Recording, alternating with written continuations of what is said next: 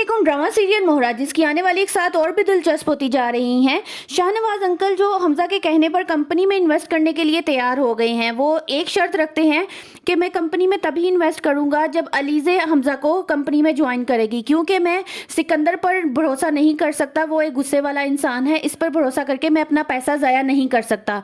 अगर आप लोगों को ये डील मंजूर है, आप अलीज़े को ऑफिस में शामिल कर सकते हैं, तो मैं आपके साथ काम करने को तैयार हूँ, वरना आपकी मर्जी है। अगले दिन सोशल मीडिया पर हफीज की प्रेस कॉन्फ्रेंस को जारी कर दिया जाता है, जिसमें वो ये बताता है कि टेंडर्स हासिल करने के लिए सिकंदर साहब मुझे एक भारी अमाउंट पेश करते थे, और ये बात जब मेरी कंपनी स्काई लैडर्स को पता चली तो उन्होंने इस वजह से मुझे कंपनी से बाहर निकाल दिया। हफीज की प्रेस कॉन्फ्रेंस देखकर हमजा सिकंदर को कहता है, तुम्हें जरा भी अंदाजा है तुमने कितनी बड़ी गलती की है?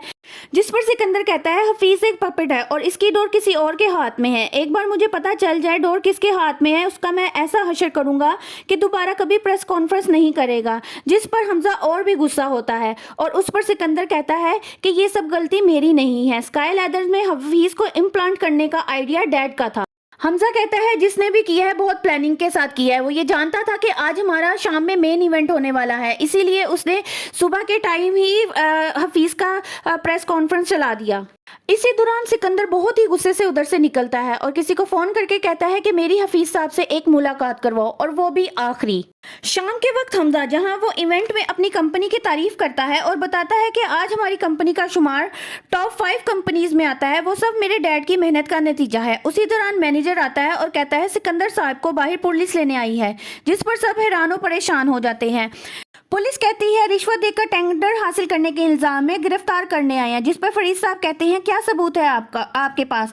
और उसी टाइम इंस्पेक्टर साहब हफीज की प्रेस कॉन्फ्रेंस का क्लिप मोबाइल पर दिखाएंगे। ये सब मंजर देखकर अलीज़े दिल ही दिल में कहेगी, तो मिस्टर सिकंदर कैसी लगी मेरी चाल? होश तो उड़ ही गए होंगे। तुम्हें मैं इतना भगाऊंगी कि तुम भाग भाग कर थक जाओगे और ये जमीन तुम पर मैं तंग कर दूंगी। वो इवेंट जिसकी कामयाबी को लेकर हमजा बहुत खुश था, और उस इवेंट को नाकाम पाकर हमजा बहुत उदास हो जाता है और वो घर आकर कहता है, इज्जत बनाने में तो सालों लग जाते हैं और गंवाने में एक सेकंड नहीं लगता, और कुछ ऐसा ही हमारे साथ हुआ है। और हमजा कहता है कि कौन है ऐसा दुश्मन जो हमारे खिलाफ ये साजिशें कर रहा है। नेक्स्ट एपिसोड में जानने के लिए मेरी वीडियोस को लाइक करें, चैनल को सब्सक्राइब करें और हाँ, बेल आइकन के बटन को जरूर प्रेस कीजिएगा।